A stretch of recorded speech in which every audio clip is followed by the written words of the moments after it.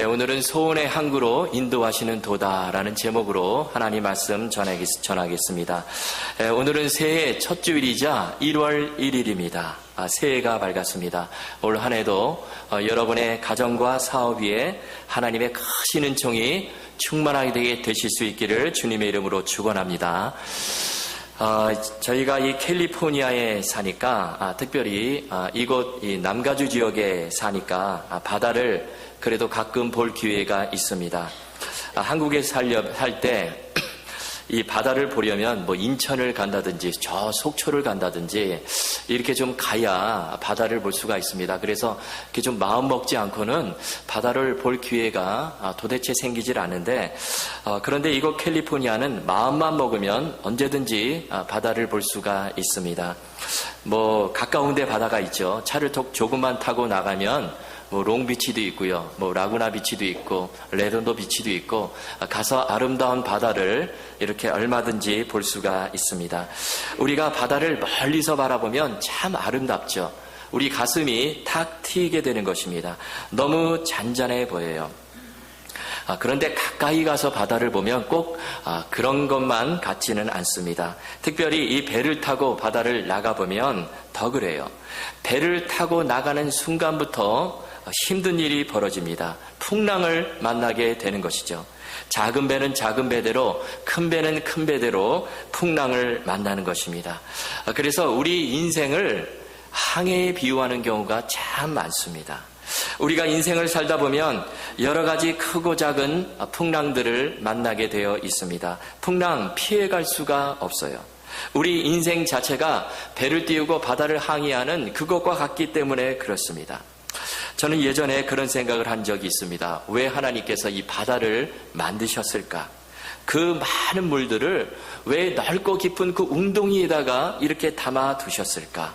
뭐 여러 가지 이유가 있겠지만 그러나 그 중에 하나는 이 바다를 보고 우리 인생을 좀 배우라고 그렇게 하신 것이 아닌가 그런 생각을 해보았습니다. 우리가 바다를 보면 참 배울 것이 많이 있어요. 여러분, 바다는 낭만이 있는 곳이기도 하지만 동시에 폭풍이 있고 파도가 치는 곳입니다. 물결이 있는 곳이에요. 아무리 바다가 잔잔해도요, 파도는 계속해서 치는 것입니다. 때로는 작은 파도가 일어나지만 어떤 때는 정말 집채만한 파도가 들이닥칠 때도 있습니다. 그런 바다를 우리가 항해하는데요, 우리 인간은 그런 바다 속에서 이 무력감을 느끼는 것입니다. 우리가 이 땅에 두 발을 딛고 살 때는 큰 소리 떵떵 치며 그렇게 살지만 그러나 배를 타고 바다를 항해하는 사람들은 그렇지 못해요. 왜냐하면 이 바다가 정말 무섭고 흉흉한 곳이기 때문에 그래요. 어떻게 보면 이 바다 가운데 떠있는 배는 한 점과 같습니다. 그래서 자신의 한계를 느끼게 되는 것이죠. 그래서 겸손할 수밖에 없고 하나님을 찾을 수밖에 없다는 것입니다. 오늘 저와 여러분은 이제 새로운 한 해 2017년을 시작을 했습니다. 배를 타고요 2017년이라는 인생의 바다를 항해해 나가고 있습니다. 여러분, 바다가 우리에게 주는 교훈처럼 올 한 해도 저와 여러분의 삶 가운데 크고 작은 풍랑들이 있을 것입니다. 이것은 하나님을 믿는 우리들에게도 있다는 거예요. 자, 그렇다면 올 한 해 2017년을 우리가 어떻게 살아야 할까요? 우리가 어떤 마음가짐으로 이 인생의 바다를 항해해 나갈 수 있을까요? 오늘 본문을 통해서 우리 하나님께서 주시는 두 가지 귀한 음성을 들으실 수 있기를 바랍니다. 자, 첫 번째는 인생의 풍랑을 다스리시는 분은 하나님밖에 없다는 것입니다. 여러분, 우리가 새해를 출발하면서 이 사실을 꼭 마음속에 담고 출발해야 되는 거예요. 우리가 인생의 바다를 항해할 때 정말 우리와 함께 계시고 풍랑을 다스리시는 분은 오직 하나님밖에 없다는 것입니다. 23절 말씀 보십시오. 배들을 바다에 띄우며 큰 물에서 일하는 자는, 이런 말씀이 나오는데요. 여러분, 이 말씀은 무역을 하는 상인으로 보이는 이 하나님의 백성들이 이제 배를 바다에 띄우고 항해를 하는 장면입니다. 바로 우리 인생을 묘사하는 그런 말씀이죠. 그리고 이어지는 24절을 보십시오. 여호와께서 행하신 일들과 그의 기이한 일들을 깊은 바다에서 보나니. 하나님께서 행하시는 그 놀라운 일들을 어디에서 본다고 말씀하고 있습니까? 깊은 바다 가운데서 본다는 것입니다. 우리 인생이라는 그 바다에서 하나님이 행하시는 놀라운 일들을 보게 된다는 것입니다. 자, 그러면 그 놀라운 일들이 무엇일까요? 이어지는 25절과 26절을 보십시오. 여호와께서 명령하신즉 광풍이 일어나 바다 물결을 일으키는도다. 그들이 하늘로 솟구쳤다가 깊은 곳으로 내려가나니 그 위험 때문에 그들의 영혼이 녹는도다. 여러분, 무슨 말씀입니까? 이 말씀은 하나님께서 모든 바다의 풍랑들을 다 다스리신다는 말씀이에요. 하나님은 때로는 바다에 광풍을 불게 하시고 큰 풍랑을 일으키시는 전능하신 하나님이세요. 또한 풍랑을 일으키시지만 반대로 모든 풍랑들을 다 잠재울 수 있으신 살아계신 하나님이시라는 그런 뜻입니다. 바다의 풍랑, 인생의 모든 풍랑이 다 하나님 손안에 있다는 뜻이에요. 여러분, 그래서 이 시간 우리가 정말 이제 2017년을 시작하면서 우리가 꼭 기억해야 될 것이 바로 하나님께서만이 모든 풍랑을 잠잠케 하실 수 있다. 이 사실을 붙드는 것입니다. 그래서 우리는요, 이 풍랑을 바라봐서는 안 돼요. 풍랑 바라보면 두렵고 떨리고 무서워집니다. 그러나 그 풍랑을 다스리시는 하나님 바라보고 힘차게 새해를 출발하라는 것입니다. 여러분, 올 한 해 시작했는데요, 이미 말씀드린 것처럼 2017년도 여러 가지 인생의 파고를 만날 것입니다. 그런데 사람들은요, 좀 이런 생각을 합니다. 바다의 파도가 좀 심해도 내가 좀 큰 배를 띄우면 괜찮겠지, 이런 생각을 합니다. 그래서 아주 큰 배를 준비하는데 모든 노력을 기울여요. 뭐 예를 들면 물질이라는 큰 배를 준비하고요. 또 건강을 위해서 큰 배를 준비하고, 또 어떤 분들은 권력이라는 큰 배를 준비하고, 이렇게 내가 큰 배를 바다에 띄우면 내가 모든 풍랑 다 헤쳐나갈 수 있을 것이다, 그렇게 생각을 한다는 것입니다. 그러나 여러분, 그렇지 않아요. 바다 한가운데 들어가면 아무리 큰 배라도 다 무용지물이 되는 것입니다. 바다를 항해하는 사람들은요, 이 풍랑의 무서움을 아는 거예요. 저도 한국에서 해군 생활을 했습니다. 그래서 배를 탔어요. 큰 배, 군함을 타보았습니다. 그런데 사실 제가 말이 해군이지, 사실 해군 생활 한 40개월 중에 이 배는 딱 한 달밖에 못 탔습니다. 그리고 나머지는 다 육상 부대에서 생활을 했어요. 그런데 제가요, 이 참멀미에 약해요. 참멀미도 좀 약하지만 이 배멀미는 더 약합니다. 그래서 그런지 하나님께서 이 군생활 중에 딱 한 달만 배를 태우신 것 같아요. 그런데 그 한 달이요, 저에게 너무나 소중한 시간이었습니다. 그 한 달을 통해서 조금이나마 인생을 배우게 되었고요. 나중에 이 경험을 바탕으로 해서 하나님께 좀 설교를 하려고 그런 시간을 허락해 주신 것이 아닌가, 그런 생각을 하게 되었습니다. 제가 배를 타보니까요, 정말 이 파도 무서운 것을 알겠더라고요. 예전에도 한번 말씀드린 것 같은데요, 제가 한 달 동안 배를 탄 지역이 어디냐면 우리나라 남쪽 제주도와 일본 대마도 그 사이 해역을 한 달 동안 왔다 갔다 했습니다. 거기 구역을 딱 설정해 놓고 거기서 한 달 동안 경비를 뛰는 거예요. 그런데 파도가요, 얼마나 심하게 치는지 몰라요. 정말 어떤 날에는요, 파도가 산처럼 쑥 올라옵니다. 그렇게 되면 배도 따라서 쑥 올라와요. 그러다가 그 산이 순식간에 꺼져버려요. 그러면 그 배도 순식간에 꺼져버립니다. 아무리 큰 배도 소용이 없어요. 집채만한 파도, 5m가 되는 파도가 막 그냥 그렇게 몰아닥쳐요. 그래가지고요, 정말 여러분, 놀이공원에서 롤러코스터 타고요, 그 다음에 바이킹 타는 거 똑같습니다. 그렇게 되면 어떻게 되죠? 멀미가 나와요. 멀미가 나오는데 속에서 막 올라오는데요, 정말 너무나 힘듭니다. 참으로 고통스러웠어요. 그래서 그런지 배를 오래 탄 사람들은 보면 좀 빨리 늙는 것 같습니다. 어부인데요, 실제 나이는 30대예요. 그런데 겉모습은 한 50대의 그런 나이로 보이는 경우가 많이 있습니다. 왜 그러냐면 바다에서 고생을 많이 했기 때문에 그래요. 여러분, 바다에서 큰 풍랑을 만나게 되면 바다에 계속 있으면 안 돼요. 어떻게 됩니까? 항구로 돌아와야 하는 것입니다. 그런데 그 항구로 돌아오는 과정 참으로 위험합니다. 잘못하다가 배가 뒤집힐 수가 있어요. 그래서 정말 파도가 심할 경우에는 이 배의 키를 누가 잡냐면 반드시 함장이 잡습니다. 배의 캡틴이 그 배의 키를 잡아요. 제가 한 달 배를 탈 때도요, 정말 파도가 심할 때가 있었는데 정말 한 5m 정도 일어나는 그런 바다 가운데 있었을 때가 있었어요. 그때 함장이 배의 키를 잡더라고요. 그때 함장이 정말 멋있었어요. 아, 이래서 정말 함장이 필요하구나, 그런 생각을 하게 되었습니다.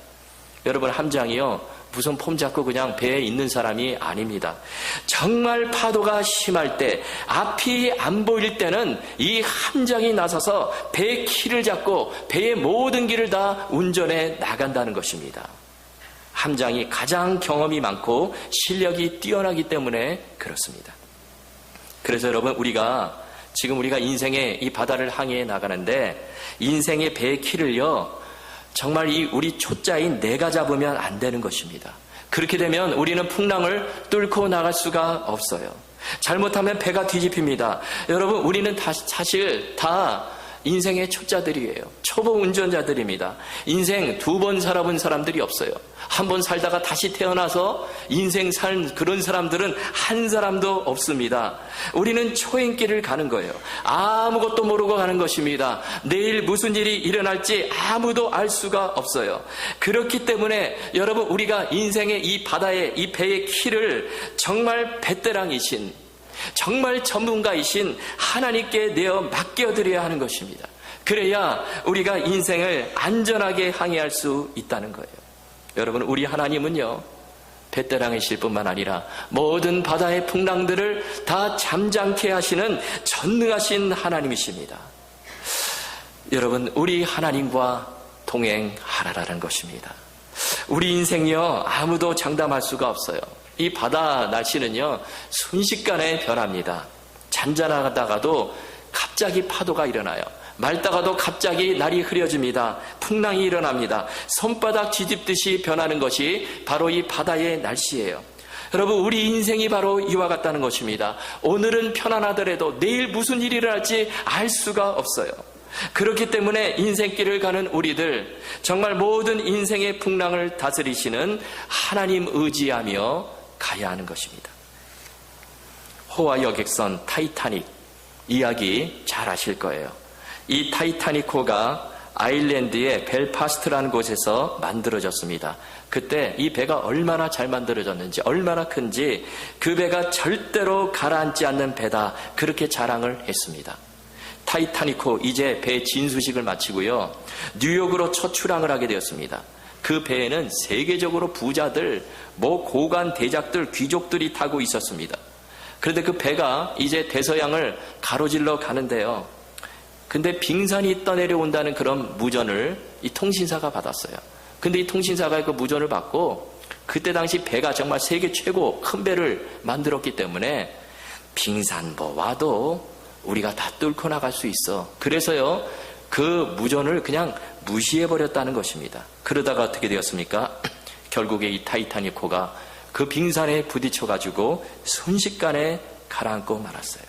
그런데요, 그 일이 벌어진 뒤에 여러 사람들이 다 부모도 잃고요, 고아도 되고 남편도 잃고 아내도 잃고 그랬는데, 그때 나중에 이 고아가 된 어린아이들, 또 남편을 잃은 여인들, 아내를 잃은 남편들, 그리고 정부의 고관들, 이런 사람들이요, 목사님과 함께 예배당에 모여서 추도식을 하게 되었습니다. 그런데 그때 그 추도식 가운데서 그 목사님이 한 설교 제목이 무엇이냐면 가라앉지 않는 배였습니다. 이게 제목이에요. 여러분, 어떤 의미로 다가오십니까? 그런데 이 가라앉지 않는 배는 타이타닉호를 말하는 것이 아니에요.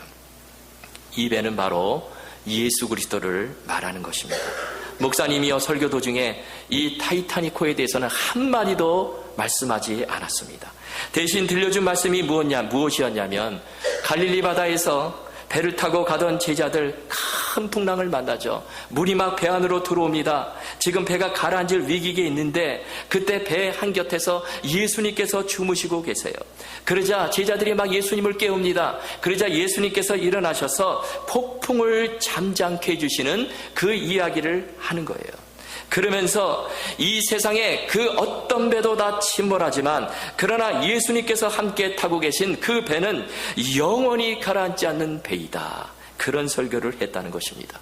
그래서 설교 제목이 가라앉지 않는 배였습니다. 참 은혜로운 설교를 했다고 생각이 되어져요. 여러분, 그렇습니다. 인생의 어떤 풍랑 속에서도 어떤 폭풍우가 와도요, 침몰하지 않는 배는, 그 배는 바로 예수 그리스도밖에 없어요. 예수님을 내 마음속에 모시고 예수님을 붙들고 의지하고 예수님과 동행하며 그렇게 인생의 항해를 해나가는 사람들은 어떤 순간에도 침몰하지 않는다는 것입니다. 우리 주님께서 다 붙들어 주시기 때문에 그래요. 여러분, 올 한 해를 시작하는데요, 예수 그리스도를 내 인생의 선장으로 모실 수 있기를 바랍니다. 아직까지 내가 내 운전대를 정말 내가 그 배에 키를 쥐고 운전하고 계시는 분이 계시다면 이제 놓으세요. 놓으시고 다 하나님께, 예수님께 맡겨드릴 수 있기를 바랍니다. 여러분, 이렇게 우리 2017년도를 우리 정말 주님 의지하시며 힘차게 출발하시는 저와 여러분 다 되실 수 있기를 주님의 이름으로 축원합니다. 자, 두 번째 주시는 말씀은 하나님을 의지하고 기도하는 자에게 하나님께서 소원의 항구로 인도해 주신다는 말씀이에요. 자, 28절에서 30절까지 말씀 우리 다 같이 다시 한번 읽겠습니다. 시작. 이에 그들이 그들의 고통 때문에 여호와께 부르짖으매 그가 그들의 고통에서 그들을 인도하여 내시고 광풍을 고요하게 하사 물결도 잔잔하게 하시는도다. 그들이 평온함으로 말미암아 기뻐하는 중에 여호와께서 그들이 바라는 항구로 인도하시는 도다. 아멘. 참 은혜로운 말씀입니다. 여기 여호와께 부르짖음에 이 말씀이 나오죠. 이것은요, 하나님을 전심으로 의지하고 부르짖고 기도한다는 뜻입니다. 자, 바다를 항해하는 사람들이요, 큰 풍랑 앞에서 할 수 있는 거 사실 아무것도 없어요. 여러분, 풍랑을 만나게 되면 할 수 있는 일이 무엇입니까? 생각해 보세요.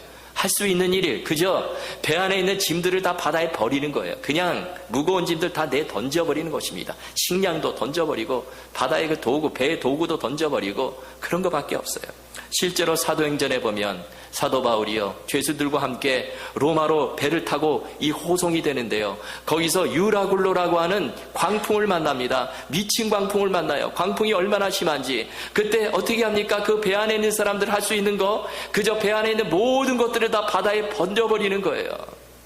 여러분, 요나서에도 보면요, 요나가 탄 배 너무나 지금 물결이 지금 흉흉해가지고 어떻게 합니까? 버리다가 안 돼가지고 나중에 요나를 들어서 집어 던져버리는 거예요. 이런 거밖에 할 수 없다는 것입니다. 그런데 여러분, 정말 우리가 인생의 광풍에 앞에서 우리가 할 수 있는 유일한 한 가지가 있는데, 아니 할 수밖에 없는 유일한 한 가지가 있는데, 그것이 뭐냐면 바로 기도예요. 여러분, 하나님 앞에서 부르짖으라는 거예요. 자, 본문 26절을 다시 보십시오.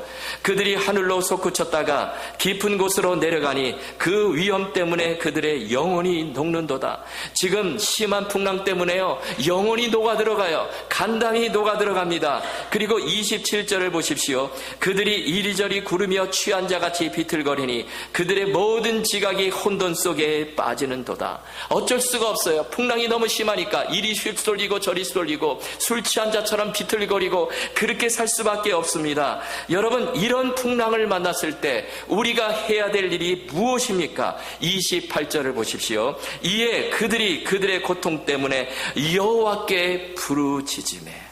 여러분, 위급한 상황에서 우리 앞에 집채만한 정말 그런 파도가 일어날 때, 인생의 풍랑이 일어날 때 우리가 할 수 있는 일이 바로 여호와께 부르짖는 거예요. 그래서 기도가 살 길을 열어주는 것입니다. 여러분, 기도하는 자는 우리 하나님께서 책임져 주시고 문제의 해결을 주십니다. 하나님께서 모든 그 길을 다 열어주세요.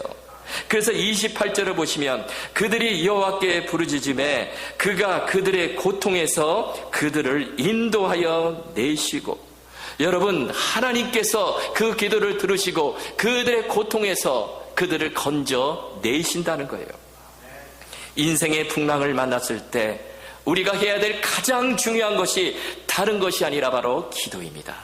여러분, 기도하면 어떤 상황 속에서도 길이 열리게 되어 있어요. 이것이 바로 오늘 본문이 우리들에게 주시는 하나님의 약속의 말씀입니다. 요즘은 과학기술이 발달해서요, 무슨 종이 지도를 보고 바다를 항해하지는 않습니다. 예전에 그 배를 타고 가는 사람들 보면요, 뭐 종이도 보고 나침반 보고요, 그 다음에 길 따라 이렇게 한눈으로 보는 그 망원경, 그거 가지고 이렇게 보면서 항해를 했어요. 그런데요, 여러분, 그런 거요, 밤이 되면 다 소용이 없어요. 안개 껴버리면요, 다 소용이 없습니다. 한치 앞이 지금 안 보이는데, 뭐 나침반, 지도, 망원경, 그게 무슨 소용이 있겠습니까? 그래서 요즘은요, 여러분, 무엇을 통해서 배가 길을 찾습니까? 보면 배마다 레이더가 다 달려 있어요. 작은 배는 작은 배대로 레이더가 있고, 큰 배는 큰 배대로 레이더가 장착이 되어 있습니다. 물고기를 잡는 어선도 레이더가 있어요. 이 배에 달린 레이더가요, 끊임없이 돌아갑니다. 그러면 그것이요, 배 안에서 화면으로 다 나타나요. 어디가 육지이고 어디가 바다인지 다 보입니다. 지금 이 배가 북쪽으로 가는지 남쪽으로 가는지 다 알 수 있어요. 그리고 지금 해안선에서 몇 마일 떨어진 위치에 있는지 그 위치까지 다 나옵니다. 여러분, 이 레이더를 돌리게 되면요, 밤이고 낮이고 안개 끼고 다 상관이 없어요. 다 길을 찾아갈 수가 있습니다. 저는 이것을 보면서 바로 이 레이더가 기도다, 그런 생각을 했습니다. 우리가 돌려야 될 영적인 레이더가 바로 기도라는 것입니다. 여러분, 우리가 끊임없이 기도하면 어떤 상황 속에서도 길을 찾을 수가 있어요. 안개 낀 상황, 밤이건 낮이건 상관이 없습니다. 우리가 끊임없이 하나님께 기도하게 되면 우리 하나님께서 저와 여러분의 모든 길을 다 책임져 주시고 인도해 주시고 지도해 주신다는 것입니다. 여러분, 기도하면 하나님께서 저와 여러분의 가정에, 그리고 이 교회 가운데 모든 문제들을 다 풀어주시고 모든 풍랑들을 다 잠잠케 해 주실 것입니다. 자, 그런데 더 놀라운 것은요, 기도하는 자에게 길을 열어주실 뿐만 아니라 우리가 바라던 항구로 인도해 주신다는 거예요. 자, 여러분 30절을 보십시오. 그들의 평온함으로 말미암아 기뻐하는 중에 여호와께서 그들이 바라는 항구로 인도하시는도다. 그들이 바라는 항구로 인도하시는도다. 그런데 이 한글 개역 성경, 우리가 보는 성경 바로 전에 그 성경은 이 말씀을 여호와께서 저희를 소원의 항구로 인도하시는도다, 이렇게 번역을 했습니다. 이 번역이 더 좋은 것 같아요. 여러분, 저와 여러분을 우리 하나님께서 소원의 항구로 인도해 주신다는 것입니다. 사실 오늘 이 시편 107편의 배경이 있습니다. 그 배경은요, 유다 백성들이 나라가 망했습니다. 바벨론의 포로로 끌려갔어요. 거기서 말할 수 없는 고난을 당합니다. 70년 동안 고난을 당해요. 그 상황을 보면 오늘 본문은요, 바다 한가운데서 이 폭풍을 만난 것에 그렇게 비유를 하는 것입니다. 정말 심한 물결로 인해서 하늘 높이 배가 솟구치고 또 갑자기 바다 깊은 곳으로 배가 꺼져버리는, 곤두박질 쳐버리는 그런 고통을 바로 이스라엘의 이 포로 상황에 비유를 했습니다. 이스라엘 백성들, 유다 백성들, 그 낯선 땅 바벨론에 끌려가서 눈물을 흘리면서 고통을 당합니다. 그런데 그들이 부르짖었을 때에 우리 하나님께서 그들의 기도를 들으시고 그들이 그토록 바라던 땅, 바로 이 소원의 항구 예루살렘으로 돌아오게 하시는 거예요. 놀라운 은혜입니다. 그래서 여호와께서 저희를 소원의 항구로 인도하시는도다, 이 말씀이 나오는 것입니다. 여러분, 우리가요, 여기까지 가야 되는 거예요. 여기까지 체험해야 되는 것입니다. 배를 오래 탄 사람들은요, 항구를 그렇게 그리워해요. 왜냐하면 항구에 돌아오면 휴식이 있기 때문에 그렇습니다. 행복과 기쁨이 있기 때문에 그래요. 더 이상 흔들림이 없기 때문에 그렇습니다. 그래서 항구를 그리워하는 것입니다. 그런데 오늘 본문에 보면 그냥 항구가 아니라 우리를 소원의 항구로, 우리가 바라던 그 항구로 인도해 주신다는 것입니다. 여기 항구로 번역을 했는데요, 이 원어로 보면 피난처, 안식처, 그런 의미가 있습니다. 하나님께서 풍랑이 일어나는 이 우리 인생길에 정말 우리들을 하늘의 평안과 안식을 누릴 수 있는 그런 피난처로 우리를 끊임없이 인도해 주신다는 거예요. 바로 피난처 되시는 예수 그리스도의 품으로 우리를 인도해 주신다는 말씀입니다.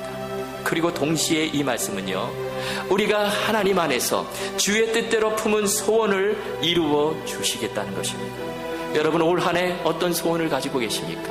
하나님 안에서 주님 뜻 가운데 소원을 품어보십시오. 그리고 기도해 보십시오. 그러면 우리 하나님께서 그 기도를 들으시고 저와 여러분을 그 바라던 소원의 항구로 인도해 주실 줄 믿습니다. 올 한 해 이런 축복을 누리실 수 있기를 바랍니다.